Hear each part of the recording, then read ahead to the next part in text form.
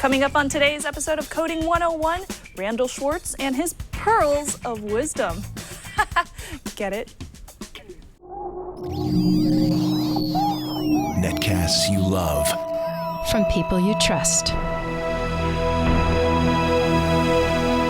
This is Twit. Bandwidth for Coding 101 is provided by CacheFly at CacheFly.com.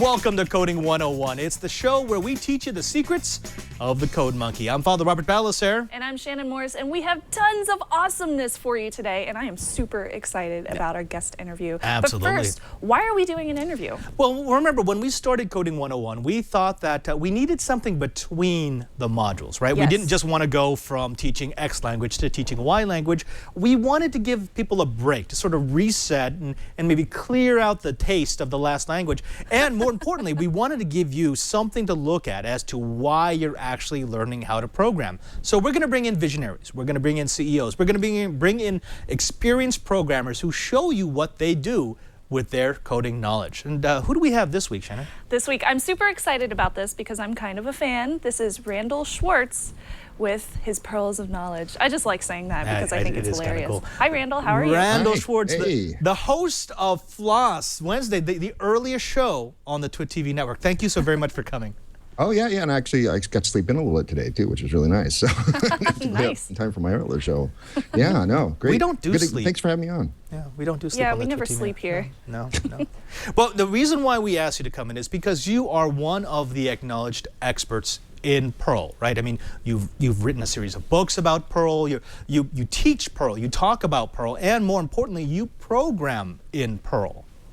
Well, I program in a lot of languages, but Perl's maybe the most money over the last 25 years. Exactly. I wrote the top 5 selling best-selling books, and the 255 magazine articles. And yes, I ran a training company that was extremely busy during the late 90s as the dot-com boom rolled out. It's not so much, it's much more in mothballs now because there aren't 20 people wanting to learn something about Perl sitting in one place for a week anymore.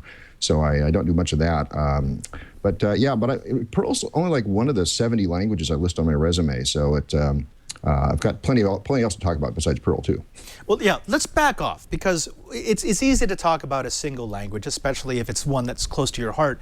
But we want to go beyond that. We want to talk about what actually brought you into programming in the first place, because there are a lot of people who are trying to get into this game, who are seeing these multi-billion-dollar deals for apps and saying, look, I've got a good idea. How do I program it?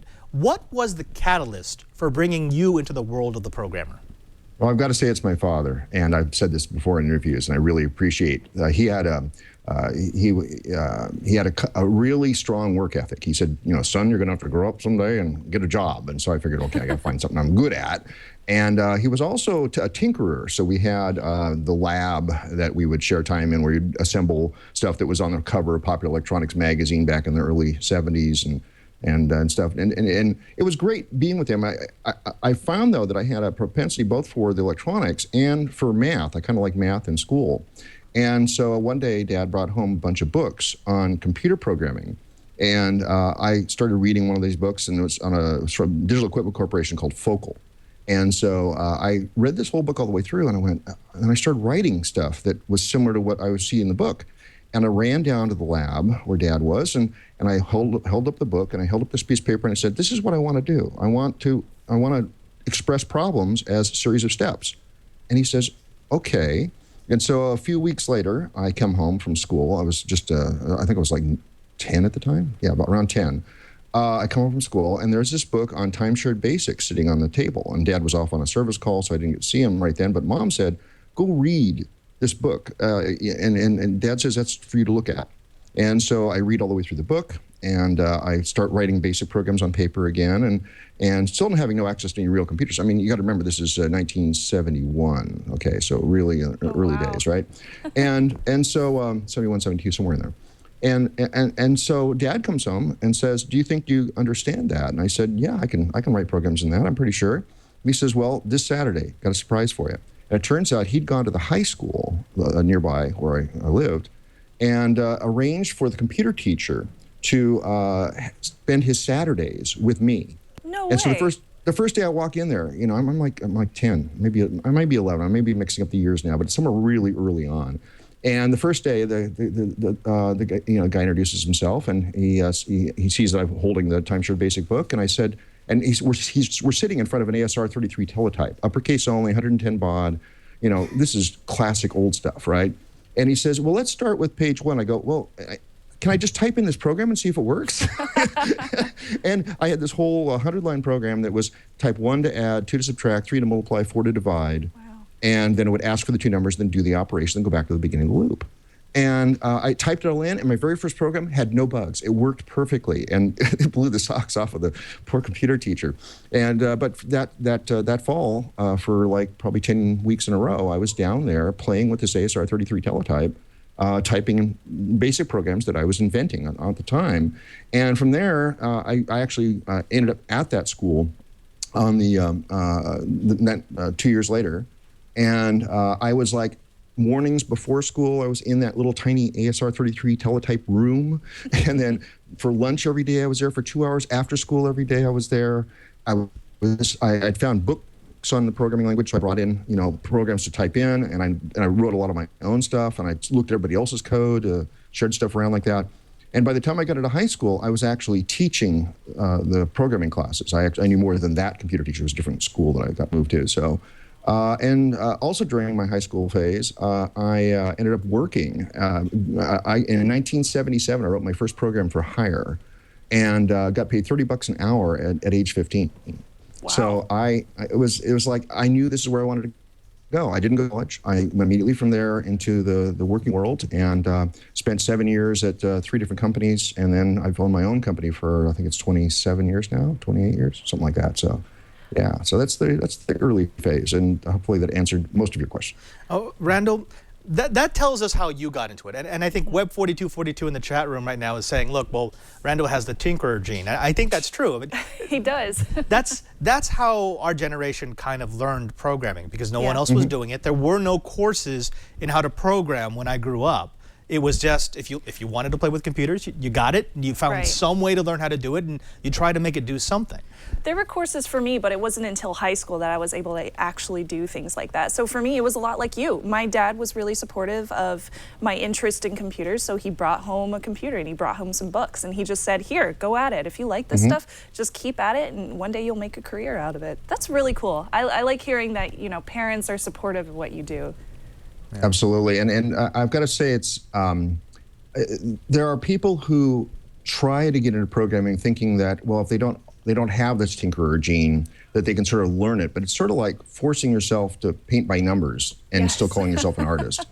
And I see that all the time, you know, when I'm hiring people. A lot of times as a consultant, I'm brought in to sort of interview people that are going to be filling the jobs that are around me. So I get a lot of being on that side of the desk for hiring people. And I see people who I really wish they weren't in programming, you know, and I don't mean that with any disrespect. There's probably something that they can do much better, but especially we saw this in the late 90s with the original .com gold rush, is that there were a lot of people getting into, particularly Perl, that didn't belong there. And so a lot of bad Perl code was written, a lot of bad PHP code still continues to be written, and it's by people who aren't quite there.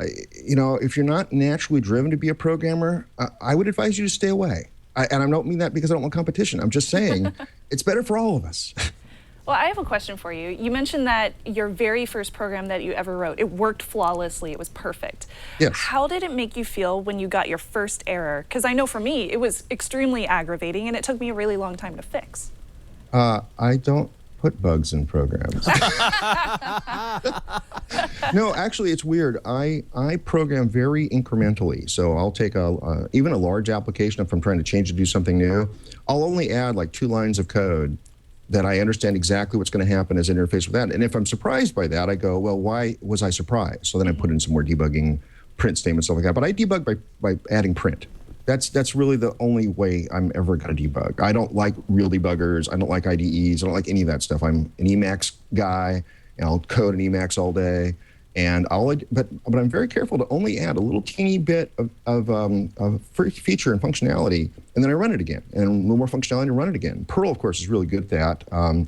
My latest new language that I'm really getting a kick out of is Dart, and that also does the same sort of thing. You add a few lines and you run. Now it has an IDE, and it can tell me how to auto-complete, what method calls I can make on these things. But I find that doesn't really help me all that much. I kind of already know what the object is going to be in that variable, and I already know kind of the method calls I want to make on it.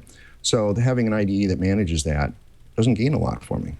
Randal, when I was still working in the industry, I used to hear an analogy a lot of it was sort of like a kitchen. A good programming shop was run like a kitchen, where you may have one or two, maybe even three in a small shop, individuals who actually know how to program. They have the passion for it. They were bitten by the bug. They've got that tinkerer gene.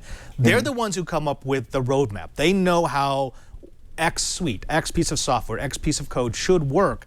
And then it was okay, as long as you had those chefs, those five-star chefs in your shop, in your kitchen, to have programmers who maybe had the technical aptitude but not the passion. They're not the ones who will naturally try to figure out 15 different ways to do the same thing. They just want to make it work. And that if you have a shop like that, then it's okay to have people who may be good at coding but don't have, as you said, that natural knack for it. Would you agree or disagree? Would you say, no, everyone who's programming needs to have that natural, innate way to program? No, I agree with you there. I think in a large shop, it's fine to have, 2 or 3 really, leaders, people who have been programming since 10 or even earlier now. I didn't have the opportunity to go even earlier than that. But I think as long as you have a few people like that there, the risk, though, is that if you have 2 or 3 people like that and one of them thinks that they're brilliant and likes to keep demonstrating that, then you actually have a negative space instead of a positive space. But if you have 2 or 3 people who are willing to share, willing to even have their own code reviewed, which says a lot about a person. Now, if I'm willing to have every line of code that I commit to our repository reviewed by other people, which I still am, because I miss things occasionally. I particularly I'm typically hired for a period of 6 to 12 months at a company to come in and make everything go faster or better, or make everything more reasonable, whatever. And I don't necessarily know all the coding conventions they might have. Like the reason they have this set of subroutines is because they want to talk to this particular device in a certain way. And if I publish code that I've made a change in, and I'm not up on all the local nuances, the folklore we like to call it within the company, then I need to have that code reviewed. So first thing I do when I go into a new company is establish a protocol, which is like, look, you look at my code, I'm looking at your code. That's just how it's going to be before we start shipping it live. Let me ask you a little bit about that, because as a consultant, as someone who actually comes in and puts out fires and makes things work when things were previously broken, I know sometimes it can be difficult to come into a team that's already been established. You've got the cook. You've got the hierarchy of how it's supposed to go. You come in because typically there's either a deadline that needs to be met or because things aren't going as they should go. And when you sit down and you establish that protocol, you've got to get a lot of blowback, right? I mean, these are people who aren't used to having someone look over their code. These are people who aren't used to having peer review of what they've written.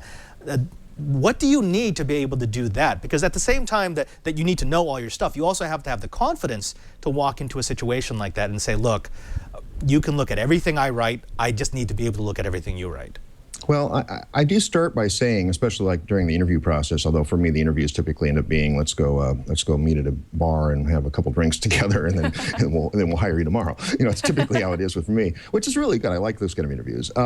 But typically I'll say things like, you're not going to hire me because of the successes I've had. You're going to hire me because I've seen failure, and I've got the scars to show for it up and down my arm. And so when I'm actually in with the team, when I'm actually in, talking to the engineers that are going to be my peers for some period of time, I can typically bring up, what worked at a different company that I was at was not to do it this way, but to do it that way, because that led down to the direction of chaos and failure. And you may not see that now in not having code reviews as being a problem, because you think you're all great programmers, which you are. Obviously, you wouldn't be working here. But I tell you, going down that path is going to lead to some destruction. So I get to be the forecaster of evil, and they'll listen to that. They're not going to listen to it as the best practices code review. They're going to listen to it as, if we don't do code review and somebody misses something, we could bring down the whole production system. And that is a better sales. It seems to work a lot easier. So I know that you are pretty experienced in several different languages, but what was it that really turned you on to Perl? Why was it Perl as opposed to any other language out there? Well, I got involved with Perl very early on. I was coding all my stuff in, believe it or not, Emacs, Lisp, and SED and awk. I've been a Unix guy since 1977 as well. So one of the early Unix adopters. And so I was working for Tektronix at the time, I think, which is the largest employer in Oregon. At least it used to be, but now it's like a tiny employer. But I was coding stuff, and I've been using Patch and RN, which are two of Larry Wall's tools, very frequently, and I love the RN man page. It's a wonder to read. If you haven't actually seen it, you can probably Google for RN man page and go just read it. It's fun. And this Perl 1.0 came along, and back in the early days in Usenet, it came along in 45 parts that you had to download each one to make sure it got to your Usenet thing. And then you assembled parts 1 through 45 by running one of them, and it would find the rest of them and then pull itself together. And I kind of liked this Perl thing. It sort of reminded me of a super awk or a super sed, and I'd been using those quite a bit. And but I set it aside after a while. I said, okay, this is kind of cool. I still wrote some more things in Emacs Lisp and some more sed scripts and some more awk scripts. But Perl 2 came along, and it was about the man page for Perl 1, I think, was about 6 pages. The man page for Perl 2 was like 15 pages. So it was getting longer, and I went, oh, it's got more features now. This is interesting.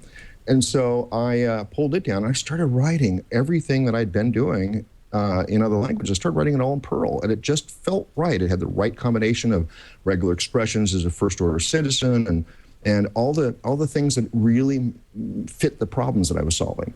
And so when Larry announced he was going to do Perl 3, and it was going to be big enough to actually rewrite RN in Perl, it was going to have that much feature, so it could scale well. It would have the ability to talk to sockets. It would have all sorts of binary data manipulation stuff. I went, this is cool. So he was looking for volunteers at that point, and I was a remote volunteer for him to join a testing group so that Perl 3 alpha versions would come to me, and I would make sure it ran on the systems that I had access to, and I would give feedback about the features and things like that.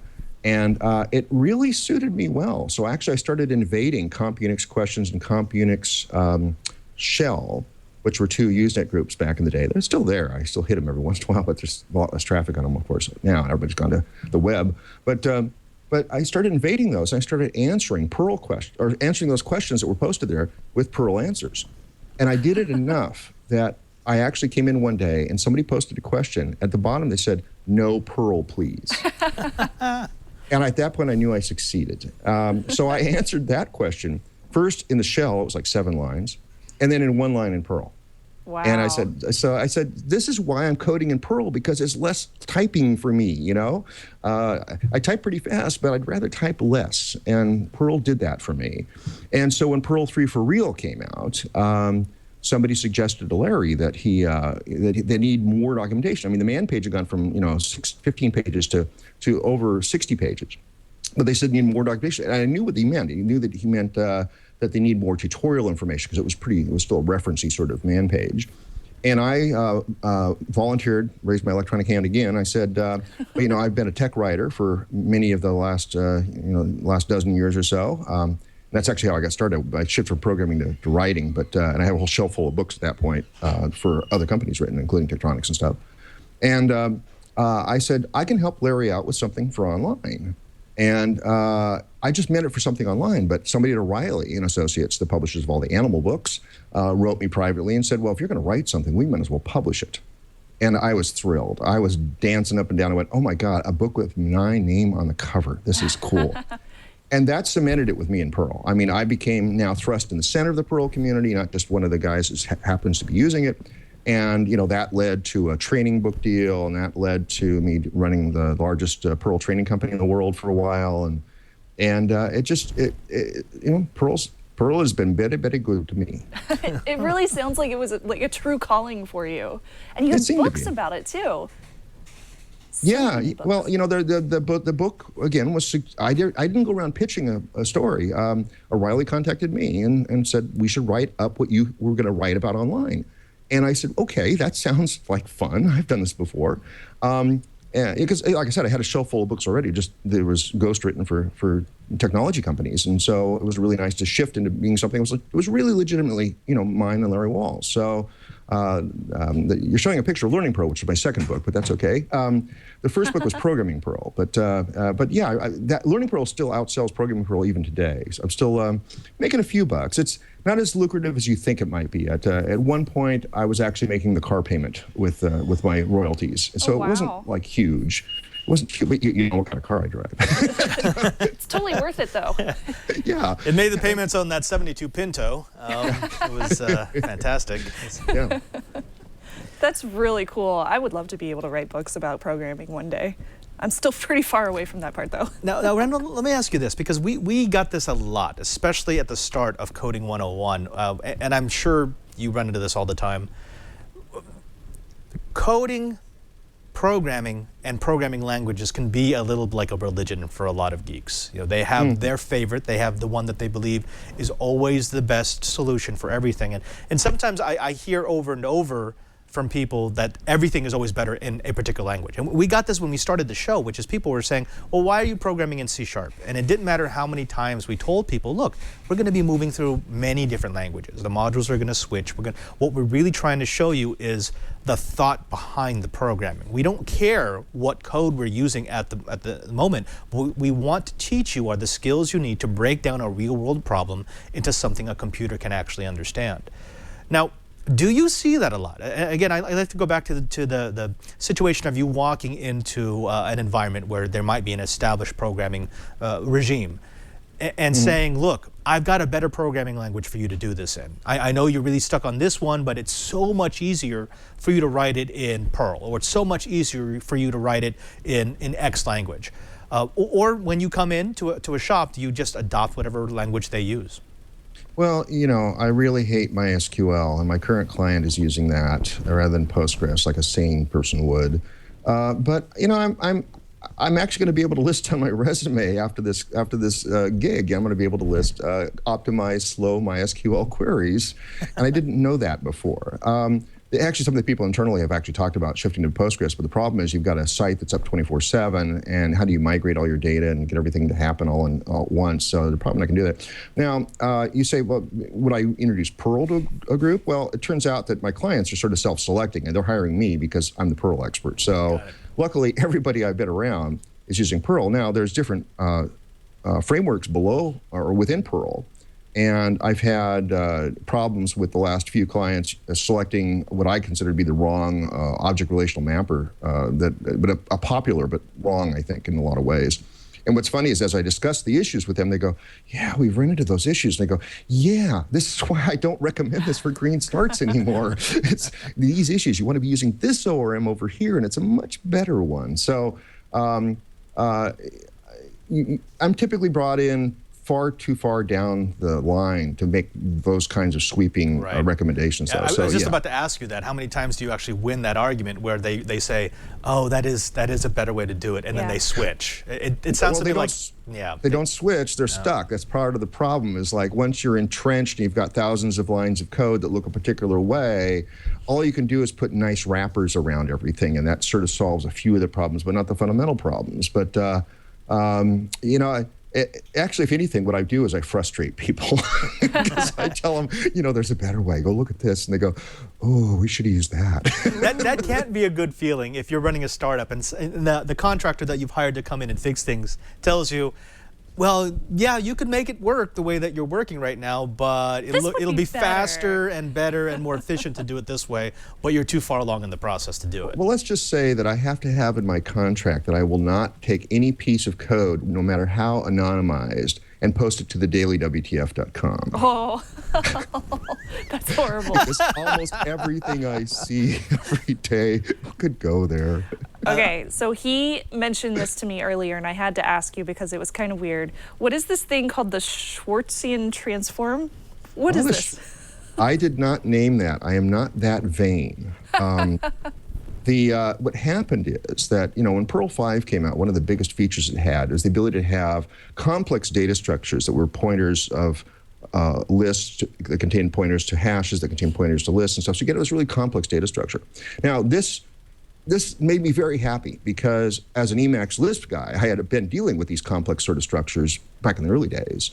And so now it was back again. So everything I knew from Lisp, I could apply now to Perl. And I was on a break during one of my teaching gigs. My teaching gigs typically last 3 to 5 days, and I would have I do 1 hour of lecture, 1 hour of lab, 1 hour of lecture, 1 hour of lab. So during one of the labs, I would go and check out Usenet.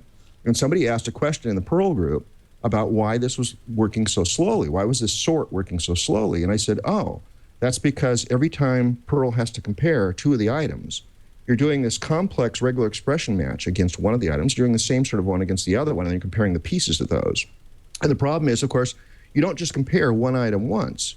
You compare it against some other things, too, to kind of figure out where it's going to go in the ultimate sort order. So you're doing the same calculation that's expensive over and over again. You really need to compute that once and then sort the original item based on this derived data from it. And I quickly coded up in a few lines of Perl. Let's say, here's the original data. Here it is with its derived key. Here's the sorting based on the key, but it also moves the original data around as well. And then here's the thing stripping out the sorted key and then back to the original data. So it's like, 5 lines of Perl. And I didn't have time to explain it much, but I went away. And the next break I came back, back online, I saw that Tom Christensen, also a fellow trainer and fellow book author, had written up this very complex analysis of what I had done. And he also pointed out that I had a bug. I actually took off the new lines in one place and forgot to put them back on the end, but that was okay. It still worked.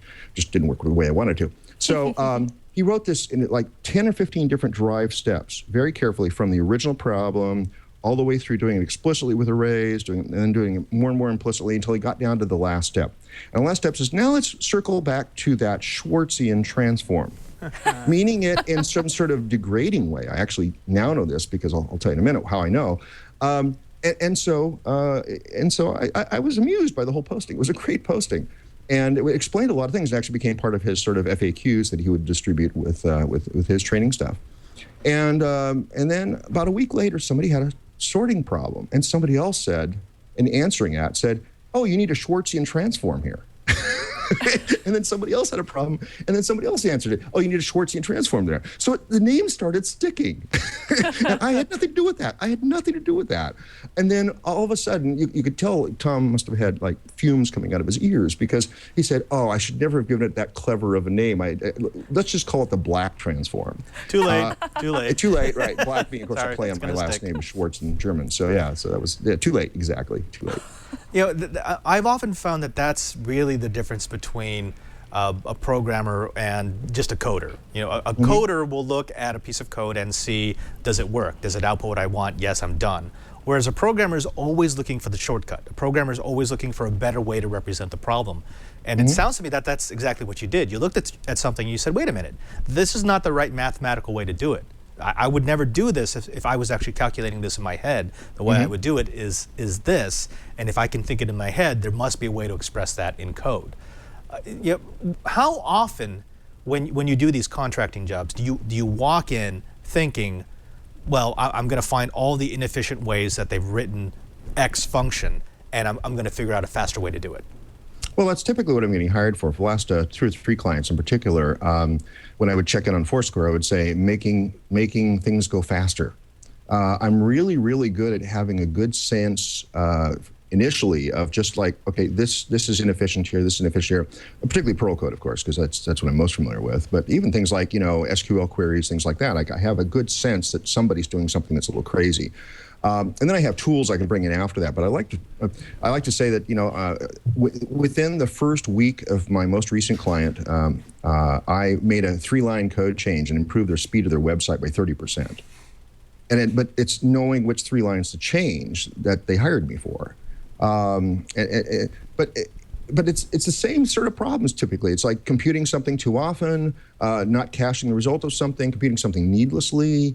Using inefficient algorithms, but not always the algorithms. It's more like just not stepping back a couple steps and going, how am I really using this data? And is there a way that I can drive some of this data in a different way? I mean, what wiggles what in there? If I change this data, which changes over here? And is there some way I can remember that so I don't have to do it only once? Right. Now, Randal, we want to talk a little bit about something that I actually asked you beforehand because I wanted to make sure you were comfortable with this. Oh, yeah. You are, I think, the only host on the TWiT TV network and definitely the only guest we've ever had on Coding 101 who at some point had a felony on his record. Mm-hmm. Yeah. Now, Indeed. This stemmed from a 1995 case brought against you by the state of Oregon. Not a financial case, by the way. It was actually a criminal case stemming from your time as a system administrator from Intel. Yes. Doing some very standard system administrator stuff, but and I like to think that this is one of the very first cases in which the law didn't quite understand what people in computer science did. It still doesn't. And still doesn't, right? But this is one of the very first great examples of he got in trouble for what? Yeah. Can you explain how this happened, what happened, and then talk a little bit about how your record got expunged?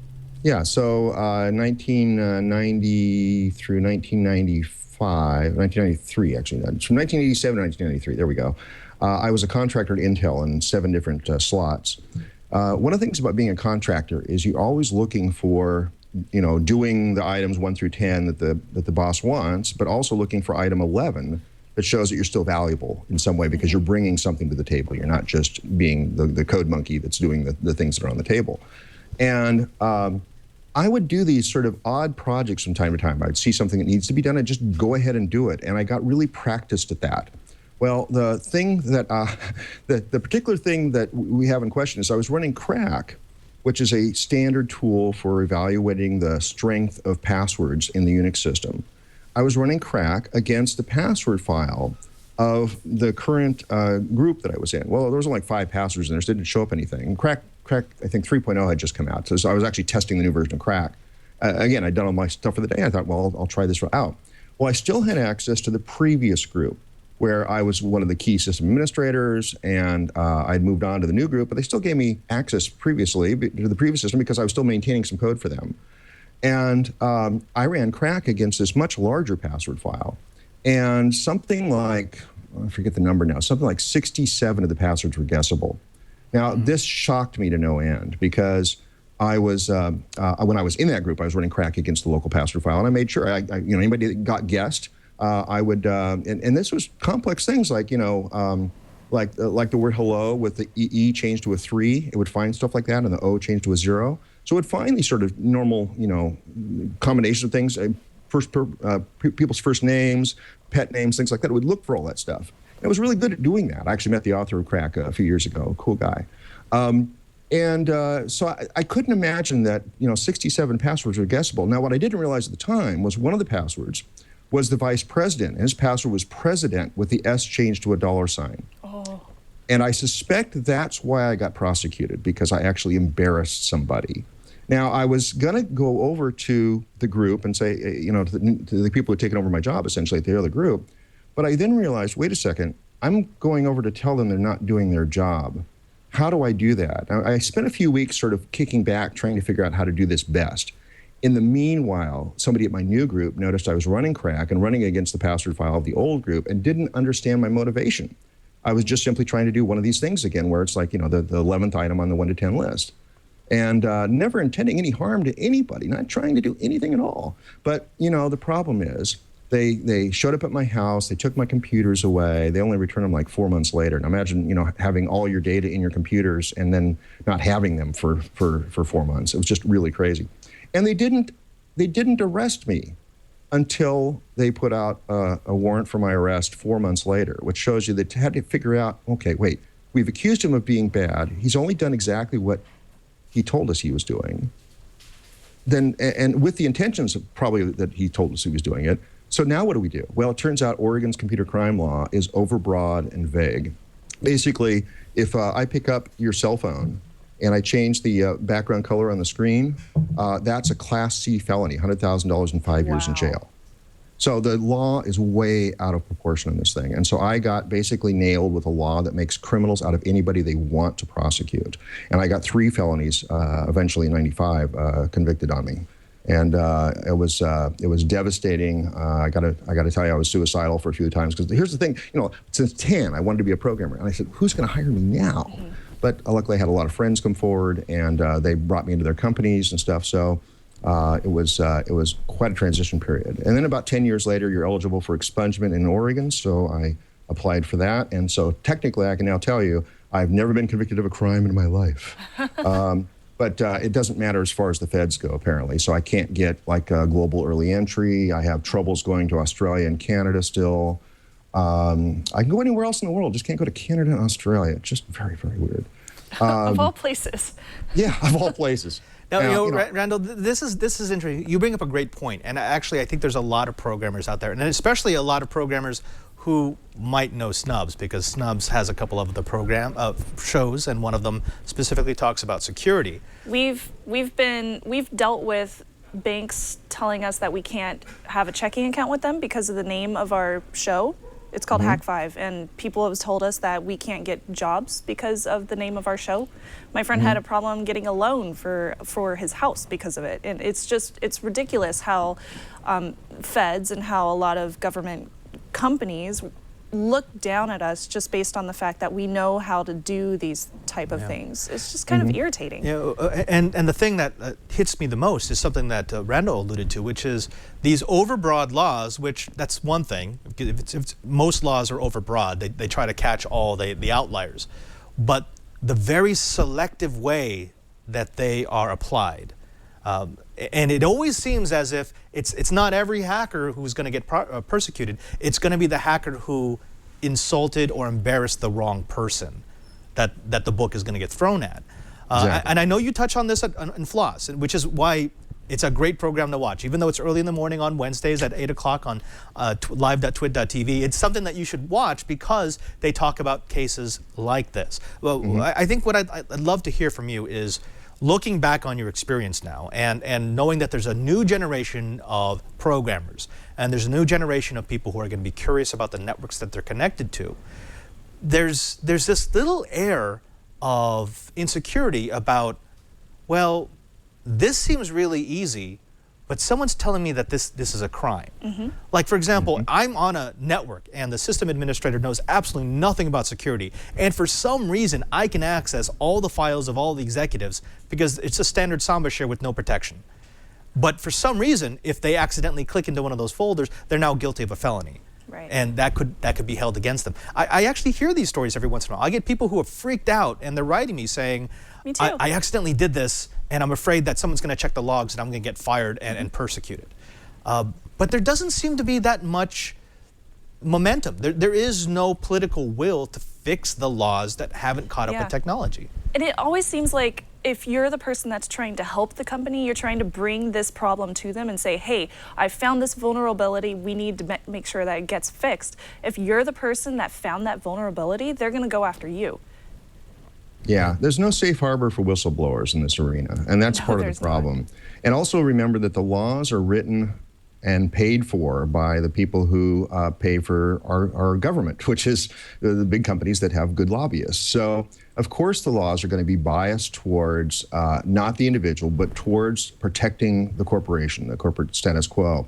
I love you keep saying persecuted instead of prosecuted. I don't think we do much persecution these days, but it may sort of feel like it, actually, but no. Well, I come from a background where we persecute everyone. So exactly. That's my preferred word. But it really is persecution, right? I mean, it's persecution of people who have an understanding of a system that others would prefer they not have. And what boggles my mind sometimes is when I look at these laws and when I look at how they're applied, I almost want to ask the question, are you trying to unlearn stuff? Because that's not possible. This knowledge is out. People will know how to do this. So your law, by its very nature, is moot. You'll never be able to enforce this the way that you want. All it looks like is a tool for revenge when someone points out you doing something stupid.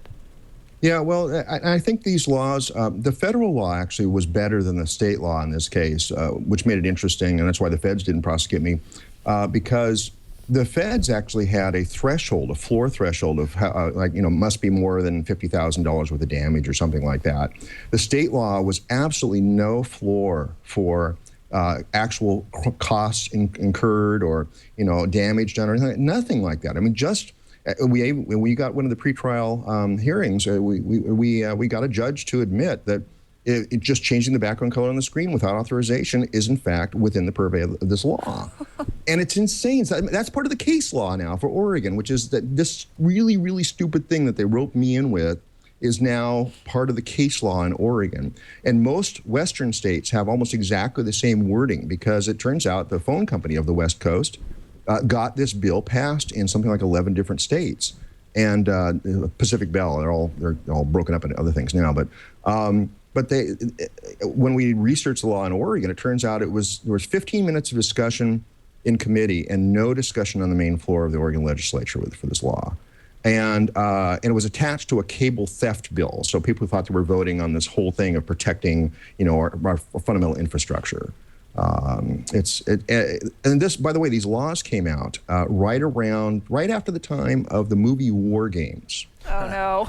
And I said, if they ever make a movie about my life, I got to have Matthew Broderick play me, because I think that would be the ultimate revenge for all this. I was convicted because of the law that his movie inspired, and therefore he should play me in the movie. Shall we run a crack? Do you want to play a game? Now, actually, there is one little note of hope. I remember there was just a case, a federal case, I believe 2 months ago, maybe you covered this on Floss, about a criminal complaint being dismissed against the system administrator because even though they were able to prove that he accessed folders that he wasn't supposed to have access to, they weren't able to prove any real monetary damage. Do you see, is that a trend? Are we heading in that direction where the courts are catching up and they're realizing it's not enough just to prove that someone was poking around where they weren't supposed to be? You have to be able to prove that there was malicious intent. Yeah, but it's hard to prove either a positive or negative about intent unless you look at the circumstances. I know I've been really versed in this with my case. So you really need to have some objective tests as well. That's why I said that I think the federal law is a lot better because it has a damage floor. And we need to get legislators that write the laws like that so they can be tested. It isn't just we intend for something to happen because it's really hard to prove intent. You can't do it. And I was at a jury of my peers, but what do my peers mean in this case? There wasn't a single computer programmer on the bench or in the jury. I know that because we did voyeur. We went all the way through these guys, and none of them were even close to my skill level, so they didn't understand this stuff. We brought in a lot of expert witnesses. We even had one of my expert witnesses, at my expense, make this really nice movie showing what firewalls were and how passwords protect things and stuff. And the judge disallowed it because he said because the state doesn't have the kind of money to make that kind of video. Oh. It was insane. The whole trial was just like 11 days of hell is what it was. Especially the ending, of course, since I found out I was convicted. Yeah. I'm not familiar with the particular case you're talking about, but there has to have been something in the law that said there was a floor of damages, or they wouldn't have been able to drop it out. They would have just said, well, we're going to do it based on intent and stuff like that. And so, and we need more laws that are closer to what is actually happening. Are you really being damaged by me, hitting your website or doing anything like that? By the way, just hitting a website in Oregon may be illegal based on this law because you are altering the computer without authorization necessarily. Where's your authorization? Awesome. Where's your written authorization to visit the Oregonians webpage? Where is it? Do you have it? Do you have it on you? No, you don't. So the Oregonian can come after you, yes. It takes me a lot to just sit here and not get up on my legs and just start jumping going, yeah, that's right, man. Put it to the big guy. I'm almost sorry that we got into this because seriously, I just want to talk about this for the next hour. I do too. I could go on and on. You can always bring me back. This doesn't have to be my only appearance. Yeah, next time we could just rant about how the law hasn't caught up with tech. Oh, yeah. But let's move on. Sure. We get this question a lot. A ton of times we'll have our fans email us and say, I really want to get into programming, I really want to get into coding, but how do I do it? Where do I start? And that's a huge thing for everybody, I think. Mm-hmm. It is. Is there a question in there? Yes. Was that a yes or no question? Well, yes. If I was just starting to get into programming, how would I get into it? Where do I start? I think I would find something that interests you that can be broken down to a series of steps, and find a programming language that seems to fit the arena for that. I used to recommend everybody to go grab Squeak Smalltalk, which you can also do the MIT Scratch, which is similar, because it's actually based on Squeak Smalltalk underneath.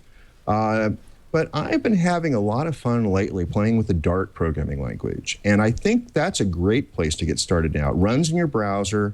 It's just hit 1.0. I think it's going to be the next big language for client-side apps, but also has a really great server-side component as well.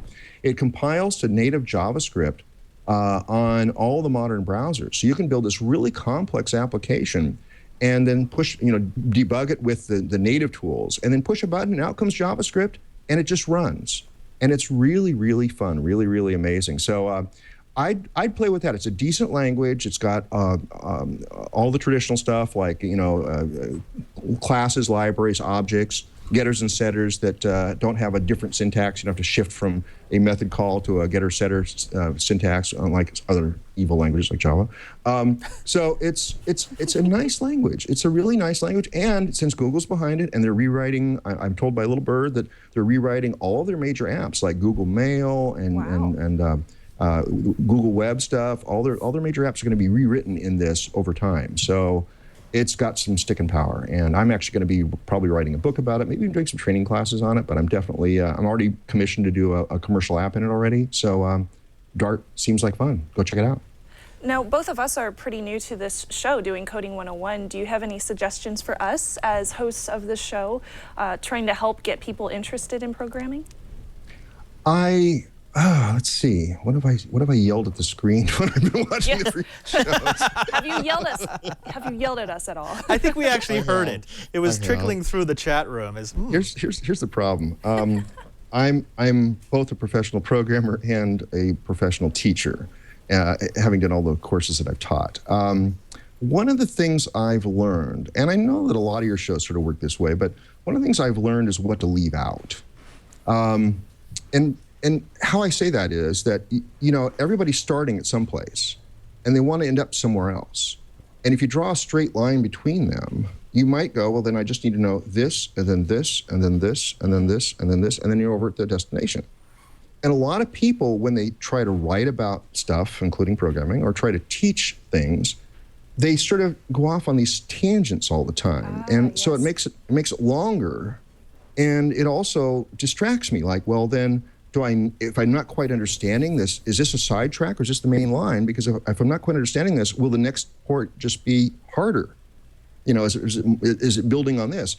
So it's not a problem to take detours, but it really helps the listener, the student, however you're dealing with this, to inform them. Okay, just hold that thought for a moment. We're just going to go off on a little bit of a side tangent here for a second, just to kind of illustrate a couple of new principles, but you won't need this for the rest of what we're doing today.